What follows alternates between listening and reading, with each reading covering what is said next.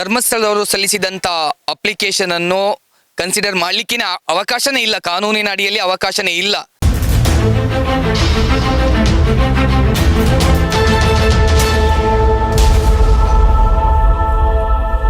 Welcome to our YouTube family Kudla rampage. ಇವತ್ತು Belthangady court ಅಲ್ಲಿ ಒಂದಷ್ಟು ಆರ್ಗ್ಯುಮೆಂಟ್ ಇದೆ ಅಂತ ಹೇಳಿದ್ರೆ ಧರ್ಮಸ್ಥಳ ಬುರುಡೆ ಪ್ರಕರಣಕ್ಕೆ ಸಂಬಂಧಪಟ್ಟ ಹಾಗೆ ಮೊನ್ನೆಲ್ಲರೂ ಕೂಡ ನೀವು ನೋಡಿದ್ರಿ ಅಂತ ಹೇಳಿದ್ರೆ SIT ಅವರು ಕಂಪ್ಲೀಟ್ ಆಗಿ ವರದಿ ಕೊಡದೇ ಇರುವಂತಹ ಕಾರಣಕ್ಕಾಗಿ ಕೋರ್ಟ್ ಯಾವುದನ್ನು ಕೂಡ ಡಿಸೈಡ್ ಮಾಡೋಕ್ಕಾಗೋದಿಲ್ಲ. SIT ಅವರು ಚಾರ್ಜ್ ಶೀಟ್ ಅನ್ನು ಹಾಕಿದ ನಂತರ ನಾವು ಡಿಸೈಡ್ ಮಾಡ್ತೀವಿ. ಮಹೇಶ್ ಶೆಟ್ಟಿ ತಿಮರೋಡಿ ಆಗಿರ್ಬೋದು, ಜಯಂತ್ ಟಿ ಆಗಿರ್ಬೋದು, ಗಿರೀಶ್ ಮಟ್ಟನ್ ಅವರ ಆಗಿರ್ಬೋದು, ಇವರನ್ನು ಅಕ್ಯೂಸ್ಡ್ ಆಗಿ ಮಾಡಬೇಕಾ ಬೇಡವಾ ಅನ್ನುವಂಥ ವಿಚಾರದಲ್ಲಿ. ಸೊ ಈಗ ಅದರ ತನಿಖೆ ನಡೀತಾ ಇದೆ. SIT ಒಂದಷ್ಟು ತನಿಖೆ ಮಾಡ್ತಾ ಇದೆ. ನಂತರದಲ್ಲಿ ಇದರ ನಡುವೆ ಧರ್ಮಸ್ಥಳ ಸಂತ್ರಸ್ತ ಅನ್ನುವಂತಹ ವಿಚಾರದಲ್ಲಿ ಒಂದು ಅಪ್ಲಿಕೇಶನ್ ಅನ್ನು ಬಂದು ಹಾಕ್ತಾರೆ, ನಾವು ವಿಕ್ಟಿಮ್ ಅನ್ನುವಂಥ ನೆಲೆಯಲ್ಲಿ. ಸೊ ಈ ಕಾರಣಕ್ಕಾಗಿ ಇವತ್ತು ಆರ್ಗ್ಯುಮೆಂಟ್ ಕೂಡ ನಡೆಯೋಕಿದೆ. ಧರ್ಮಸ್ಥಳವನ್ನು ವಿಕ್ಟಿಮ್ ಆಗಿ ಪರಿಗಣಿಸುತ್ತಾ ಕೋರ್ಟ್ ಮಹೇಶ್ ಶೆಟ್ಟಿ ತಿಮರೋಡಿಯ ವಕೀಲರು ಇದರ ಬಗ್ಗೆ ಯಾವ ರೀತಿಯಾಗಿ ವಾದ ಮಾಡ್ತಾರೆ ಅಂತೇಳಿ ಕಾದು ನೋಡೋಣ. ಸೊ ಏನಾಯ್ತು ಸರ್ ಕೋರ್ಟ್ ಅಲ್ಲಿ? ಸರ್, ಮಹೇಶ್ ಶೆಟ್ಟಿ ತಿಮ್ಮರೋಡಿಯವರ ಪರವಾಗಿ ನಾನು ಆಕ್ಷೇಪಣೆಯನ್ನು ನ್ಯಾಯಾಲಯಕ್ಕೆ ಸಲ್ಲಿಸಿಕೊಂಡಿದ್ದೇನೆ. ಅನಂತರ ಇವತ್ತು ಧರ್ಮಸ್ಥಳದ ಪರವಾಗಿ ರಾಜಶೇಖರ್ ಅವರು ಅಪಿಯರ್ ಆಗಿದ್ದರು. ಅನಂತರ ನಮ್ಮ ಸಹಾಯಕ ಅಭಿಯೋಜಕರು ಕೂಡ ಅಪಿಯರ್ ಆಗಿದ್ದಾರೆ SIT ಪರವಾಗಿ. ನಾವು ಅವರು ಸಮಯಾವಕಾಶ ಕೇಳಿದ್ದಾರೆ. ನಮ್ಮ ಆಕ್ಷೇಪಣೆ ಇವತ್ತು ನನಗೆ ಸಿಕ್ಕಿದೆ. ಅದರಿಂದ ನನಗೆ ವಿಸ್ತೃತವಾದಂಥ ವಾದ ಮಂಡಿಸಲಿಕ್ಕೆ ಅವಕಾಶ ಕೊಡಬೇಕು ಅಂತ ಕೇಳಿದ್ದಾರೆ. ಅದಕ್ಕಾಗಿ 5ನೇ ತಾರೀಕಿಗೆ ಈ ಪ್ರಕರಣವನ್ನು ಮುಂದೂಡಲಾಗಿದೆ. ಸೊ SITಯ ಪರ ವಕೀಲರು ಕೂಡ ಇದ್ದಿರುವಂಥದ್ದು. ಅವರು ನಿಮಗೆ ಅಬ್ಜೆಕ್ಷನ್ ಹಾಕಿದ್ದಾರೆ ಅಂತ ಹೇಳಿದ್ರೆ, ನೀವು ಏನು ಫೈಲ್ ಮಾಡಿದ್ರಿ ಅದಕ್ಕೆ ಅಬ್ಜೆಕ್ಷನ್ ಅನ್ನು ಹಾಕಿದ್ದಾರೆ.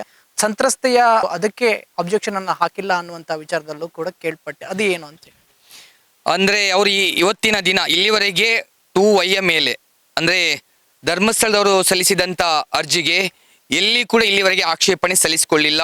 ಇವತ್ತು ನಾವು ಅದಕ್ಕೆ ವಿರೋಧ ವ್ಯಕ್ತಪಡಿಸಿರುವುದರಿಂದ ಅದಕ್ಕೆ ಅವರು ಇವತ್ತು ಆಕ್ಷೇಪಣೆ ಸಲ್ಲಿಸಲಿಕ್ಕೆ ಇದ್ದೇವೆ ಅಂತ ಹೇಳಿ ಆಕ್ಷೇಪಣೆಗೆ ಸಮಯಾವಕಾಶ ಕೇಳಿದ್ದಾರೆ ಸರ್. 2Y ಮೇಲೆ ಧರ್ಮಸ್ಥಳ ಸಂತ್ರಸ್ತೆ ಅನ್ನುವಂಥ ವಿಚಾರದಲ್ಲಿ ಏನು ಅಪ್ಲಿಕೇಶನ್ ಹಾಕಿದ್ದಾರೆ, ಅವರು ಅದನ್ನು ಹಾಕೋಕನೇ ಬರುವುದಿಲ್ಲ ಅನ್ನುವಂಥ ರೀತಿಯಲ್ಲಿ ನಿಮ್ಮ ವಾದನ ಅಂತೇಳಿ ಸರ್. ಈಗ ಧರ್ಮಸ್ಥಳದವರು ಸಲ್ಲಿಸಿದಂಥ ಅಪ್ಲಿಕೇಶನ್ ಅನ್ನು ಕನ್ಸಿಡರ್ ಮಾಡಲಿಕ್ಕೆ ಅವಕಾಶನೇ ಇಲ್ಲ, ಕಾನೂನಿನ ಅಡಿಯಲ್ಲಿ ಅವಕಾಶನೇ ಇಲ್ಲ. ಅವರು ಕೆಲವೊಂದು ತನ್ನ 10 ಪುಟದ ಅರ್ಜಿಯಲ್ಲಿ ಕೆಲವೊಂದು ಉಲ್ಲೇಖ ಮಾಡಿದ್ದಾರೆ. ಒಂದು ಫಸ್ಟ್ ಆಫ್ ಆಲ್ ಅವರು ಹೇಳುವುದು ಸುಪ್ರೀಂ ಕೋರ್ಟಿನಲ್ಲಿ ರಿಟ್ ಪಿಟಿಷನ್ ನಂಬರ್ 184/25 ಸಲ್ಲಿಸಿಕೊಂಡಿದ್ದಾರೆ. ಅದರ ಪ್ರಕಾರ ಅಲ್ಲಿ ಕೂಡ ನಮ್ಮನ್ನು ಧರ್ಮಸ್ಥಳವನ್ನು ಪಾರ್ಟಿಯಾಗಿ ಮಾಡಿದ್ದಾರೆ. ಅದಕ್ಕಾಗಿ ಅವರನ್ನು ಪಾರ್ಟಿ ಮಾಡಬೇಕು ಅಂದರೆ ವಿಕ್ಟಿಮ್ ಆಗಿ ಕನ್ಸಿಡರ್ ಮಾಡಬೇಕಂತ ಅವ್ರು ಕೇಳ್ಕೊಂಡಿದ್ದಾರೆ. ಆದರೆ ಕ್ಲಿಯರ್ ಆಗಿ ನಾವು ಸುಪ್ರೀಂ ಕೋರ್ಟಿನ ಆದೇಶವನ್ನು ನಾವು ನೋಡಿದ್ದೇವೆ, ಅದನ್ನು ಸ್ಟಡಿ ಮಾಡಿದ್ದೇವೆ. ಎಲ್ಲಿ ಕೂಡ ಚಿನ್ನಯ್ಯ ಆ ಅರ್ಜಿಯಲ್ಲಿ ಧರ್ಮಸ್ಥಳದ ಎಗೇನ್ಸ್ಟ್ ಯಾವುದೇ ರಿಲೀಫ್ ಕೇಳಿಲ್ಲ. ಅದರಿಂದ ಮತ್ತು ಅದು ಡಿಲೇ ಇರುವುದರಿಂದ ಮತ್ತು ಬೇರೆ ಒಂದು ಕಾರಣದಿಂದ ಅದನ್ನು ಮತ್ತೆ ಆ ಮೆರಿಟ್ ಮೇಲೆ ಸುಪ್ರೀಂ ಕೋರ್ಟ್ ಯಾವುದೇ ನಿರ್ಧಾರವನ್ನು ಆ ಕೇಸ್ನಲ್ಲಿ ತೆಗೆದುಕೊಳ್ಳಿಲ್ಲ. ಧರ್ಮಸ್ಥಳದಲ್ಲಿ ಒಂದು ಕೆಲಸ ಮಾಡ್ತಿರೋದರಿಂದ ಅವರನ್ನು ಫಾರ್ಮಲ್ ಪಾರ್ಟಿಯಾಗಿ ಮಾಡಿದ್ದಾರೆ. ಆ ಪ್ರೇಯರನ್ನು ಇಟ್ಕೊಂಡು ಇಲ್ಲಿ ಬಂದು ನನ್ನನ್ನು ಸುಪ್ರೀಂ ಕೋರ್ಟಲ್ಲಿ ಅರ್ಜಿಯಲ್ಲಿ ನನ್ನನ್ನು ಉಲ್ಲೇಖ ಮಾಡಿದ್ದಾರೆ, ಪ್ರತಿವಾದಿಯಾಗಿ 6ನೇ ಪ್ರತಿವಾದಿಯಾಗಿ ಕಾಣಿಸಿಕೊಂಡಿದ್ದಾರೆ. ಅದಕ್ಕಾಗಿ ನನಗೆ ಇಲ್ಲಿ ಸಂತ್ರಸ್ತೆಯಾಗಿ ಮಾಡಬೇಕು ಎಂಬುದು ಅದು ಸರಿಯಲ್ಲ. ಆನಂತರ ಕೆಲವೊಂದು ವಿಷಯವನ್ನು ಅವರು ತಮ್ಮ ಅರ್ಜಿಯಲ್ಲಿ ಮೆನ್ಷನ್ ಮಾಡಿದ್ದಾರೆ. ಈಗಾಗಲೇ ಕುಸುಮರವರು ಮಾನ್ಯ ಉಚ್ಚ ನ್ಯಾಯಾಲಯದಲ್ಲಿ ಈಗಾಗಲೇ 74 ಅಸಹಜ ಸಾವಿಗೆ ಸಂಬಂಧಪಟ್ಟಂತೆ ಸಾರ್ವಜನಿಕ ಹಿತಾಸಕ್ತಿ ಅರ್ಜಿಯನ್ನು ಕೂಡ ಸಲ್ಲಿಸಿಕೊಂಡಿದ್ದಾರೆ. ಆ ನಂತರ ಉಗ್ರಪ್ಪ ಕಮಿಟಿಯಲ್ಲಿ ಕೂಡ ಇದರ ಬಗ್ಗೆ ಉಲ್ಲೇಖ ಆಗಿತ್ತು, ವಿಧಾನಸೌಧದಲ್ಲಿ ಕೂಡ ಇದರ ಬಗ್ಗೆ ಉಲ್ಲೇಖ ಆಗಿತ್ತು. ಈ ಎಲ್ಲ ವಿಷಯವನ್ನು ನಾವು ನಮ್ಮ ಆಕ್ಷೇಪಣೆಯಲ್ಲಿ ಸಲ್ಲಿಸಿಕೊಂಡಿದ್ದೇವೆ. ಆ ನಂತರ ಇದಕ್ಕೆ ಸಂಬಂಧಪಟ್ಟಂತೆ ಸುಪ್ರೀಂ ಕೋರ್ಟ್ ಮತ್ತೆ ನಮ್ಮ ಕರ್ನಾಟಕ ಹೈಕೋರ್ಟ್ ನೀಡಿದಂತ ರಿಪೋರ್ಟೆಡ್ ಜಡ್ಜ್ಮೆಂಟ್ ಅನ್ನು ಕೂಡ ನಾವು ಸಲ್ಲಿಸಿಕೊಂಡಿದ್ದೇವೆ. ಮುಂದಿನ ದಿನದಲ್ಲಿ ಈ ಬಗ್ಗೆ ಬಲವಾದಂತ ವಾದವನ್ನು ಮಂಡಿಸಲಿಕ್ಕೆ ಇದ್ದೇವೆ.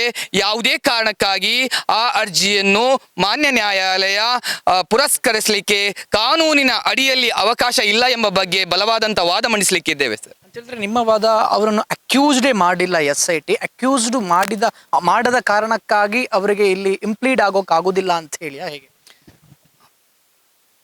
ಅಲ್ಲಲ್ಲ, ಅವರು ಹೇಳುವುದು ನಮ್ಮನ್ನು ವಿಕ್ಟಿಮ್ ಆಗಿ ಕನ್ಸಿಡರ್ ಮಾಡ್ಬೇಕಂತ, ಧರ್ಮಸ್ಥಳವನ್ನು ವಿಕ್ಟಿಮ್ ಆಗಿ ಕನ್ಸಿಡರ್ ಮಾಡಬೇಕು.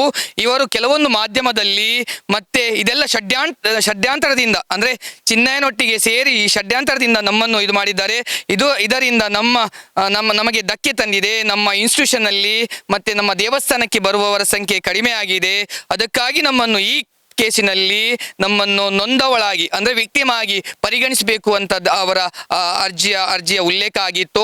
ಆದರೆ ನನ್ನ ಮನವಿ ಮಾನ್ಯ ನ್ಯಾಯಾಲಯದಲ್ಲಿ ಇಷ್ಟೇ, ಈ ಸಂದರ್ಭದಲ್ಲಿ ಅವರ ಅಭಿಯೋಜನೆಯವರು SIT ಅವರು ಅಭಿಯೋಜನೆಯ ಮುಖಾಂತರ ಸಲ್ಲಿಸಿದಂತ 215 ಅಪ್ಲಿಕೇಶನ್ ಅನ್ನು ಕೆಪ್ಟ್ ಅಬೇಯನ್ಸ್ ಅಲ್ಲಿ ಇಟ್ಟಿರುವುದರಿಂದ, ಮತ್ತೆ ಇನ್ನೊಂದು ಏನಂದ್ರೆ ಅವರು ಪ್ರತಿಯೊಂದು ಆರಂಭದಿಂದ ಕಡೆಯವರೆಗೆ ಅವರ ಅರ್ಜಿಯಲ್ಲಿ ನಮ್ಮನ್ನು ಆರೋಪಿ ಅಂದ್ರೆ ಮಹೇಶ್ ಶೆಟ್ಟಿಯಿಂದ ಜಯಂತರವರೆಗೆ ಅಂದ್ರೆ ಒಟ್ಟಿಗೆ 5 ಜನರನ್ನು ಆರೋಪಿಯಾಗಿ ಅವರು ಪರಿಗಣಿಸಿದ್ದಾರೆ. ಆದ್ರೆ ಆ ಉಲ್ಲೇಖ ಸರಿಯಲ್ಲ. ಯಾಕಂದ್ರೆ ಇಲ್ಲಿವರೆಗೆ ಕೂಡ ಆನ್ ರೆಕಾರ್ಡ್ ನಮ್ಮನ್ನು ಆರೋಪಿ ಅಂತ ಎಲ್ಲಿ ಕೂಡ ನಮ್ಮನ್ನು ಉಲ್ಲೇಖ ಇಲ್ಲ. ಮತ್ತೆ ಇನ್ನೊಂದು ಏನಂದ್ರೆ ಇದಕ್ಕೆ ಸಂಬಂಧಪಟ್ಟಂತೆ already city civil court Bengaluru ಮತ್ತೆ ಹೈಕೋರ್ಟಿನಲ್ಲಿ ಮಾನನಷ್ಟ ಮತ್ತು ಇತರ ಸಿವಿಲ್ ವ್ಯಾಜ್ಯಗಳು ನಡೀತಾ ಇರುವುದರಿಂದ ಈ ಕೋರ್ಟ್ ಆ ಅಪ್ಲಿಕೇಶನ್ ಅನ್ನು ಕನ್ಸಿಡರ್ ಮಾಡಬಾರ್ದು ಅಂತ ನಮ್ಮ ಪ್ರೇಯರ್ ಆಗಿದೆ.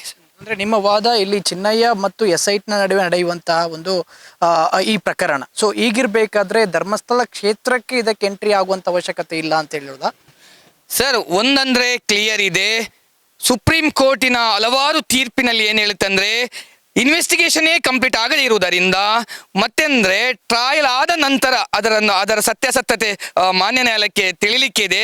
ಈ ಸಂದರ್ಭದಲ್ಲಿ ಆ ಅರ್ಜಿಯನ್ನು 100ಕ್ಕೆ 100% ಅದನ್ನು ಕನ್ಸಿಡರ್ ಮಾಡಲಿಕ್ಕೆ ಆಗುವುದೇ ಇಲ್ಲ. ಅದರ ಬಗ್ಗೆ ನಾನು ಬಲವಾದಂಥ ವಾದ ಮಂಡಿಸಲಿಕ್ಕಿದ್ದೇವೆ. ಅದರಲ್ಲಿ ಯಶಸ್ವಿ ಆಗ್ತೇವೆ ಎಂಬ ಬಲವಾದಂಥ ನಂಬಿಕೆ ಇದೆ ಸರ್. ಆ ನಂತರ ಮಾನ್ಯ ನ್ಯಾಯಾಲಯದ ಮೇಲೆ ನಮಗೆ ಅಪಾರವಾದಂಥ ಗೌರವ ಇದೆ.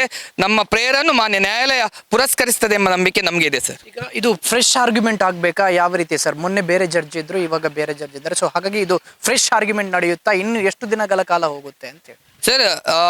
ಮೊನ್ನೆಯ ಮಾನ್ಯ ನ್ಯಾಯಾಧೀಶರು ಅವರು ಟ್ರೈನಿಂಗ್ಗೆ ಹೋಗಿರುವುದರಿಂದ ಅಂದರೆ ತರಬೇತಿಗೆ ಹೋಗಿರುವುದರಿಂದ ಈಗ ಬೆಳ್ತಂಗಡಿಯ ಮಾನ್ಯ ಗೌರವಾನ್ವಿತ ನ್ಯಾಯಾಧೀಶರು ಇವತ್ತು ಚಾರ್ಜಲ್ಲಿದ್ದಾರೆ. ಅವರ ಮುಂದೆ ಇದರ ಬಗ್ಗೆ ಯಾವುದೇ ವಾದಗಳು ನಡೆಯದೇ ಇರುವುದರಿಂದ ಈ ಮಾನ್ಯ ಅಂದರೆ ಗೌರವಾನ್ವಿತ ನ್ಯಾಯಾಧೀಶರ ಮುಂದೆ ನಾವು ಯಾರೆಲ್ಲ ಇದಕ್ಕೆ ಅರ್ಜಿ ಸಲ್ಲಿಸಿದವರಾಗಿರ್ಬೋದು ಅಥವಾ ಆಕ್ಷೇಪಣೆ ಸಲ್ಲಿಸಿದವರಾಗಿರ್ಬೋದು ಅವರೆಲ್ಲರೂ ಕೂಡ ಅದರ ಮೇಲೆ ವಾದ ಮತ್ತು ಪ್ರತಿವಾದವನ್ನು ಮಾಡಬೇಕು ಮತ್ತು ಅದರ ಮೇಲೆ ಮಾಡಲಿಕ್ಕೆ ಇದ್ದೇವೆ ಸರ್. ಈಗ FSL ರಿಪೋರ್ಟಿಗೆ ಒಂದಷ್ಟು ಬುರುಡಿಯನ್ನು ಕೂಡ ಕಳಿಸಿದ್ದಾರೆ SIT ಅವರು.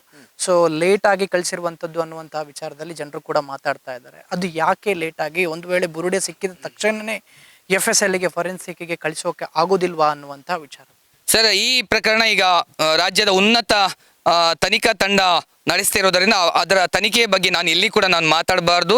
ಅದಕ್ಕಾಗಿ ಆ ವಿಷಯ ನಾನು ಮಾತಾಡಲ್ಲ ಸರ್. ಇದಿಷ್ಟು ವಿಜಯ್ ವಾಸು ಪೂಜಾರಿ ಅವರು ಕೂಡ ಮಾತಾಡಿರುವಂತಹ ಮಾತು. ಅಂತ ಹೇಳಿದ್ರೆ ಯಾವುದೇ ಕಾರಣಕ್ಕೂ ಧರ್ಮಸ್ಥಳ ಕ್ಷೇತ್ರವನ್ನು ಸಂತ್ರಸ್ತೆ ಅನ್ನುವಂಥ ವಿಚಾರದಲ್ಲಿ ತರೋಕೆ ಆಗೋದಿಲ್ಲ. ಯಾಕಂತ ಹೇಳಿದ್ರೆ ಧರ್ಮಸ್ಥಳ ಕ್ಷೇತ್ರದ ಬಗ್ಗೆ ಯಾವುದೇ ವಿಚಾರವನ್ನು ಇಲ್ಲಿ ಎತ್ತಿಲ್ಲ ಅನ್ನುವಂಥ ವಿಚಾರದಲ್ಲಿ. ಸೊ ನೆಕ್ಸ್ಟ್ ಮಂತ್ 5ನೇ ತಾರೀಕಿಗೆ ಕಾದು ನೋಡಬೇಕಾಗಿದೆ ಏನಾಗುತ್ತೆ ಅನ್ನುವಂಥ.